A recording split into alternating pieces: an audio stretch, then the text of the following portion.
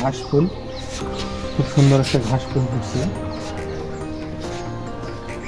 আর এগুলো হচ্ছে যে এটা হচ্ছে পবা শাক, এই পবা শাকের গাছ।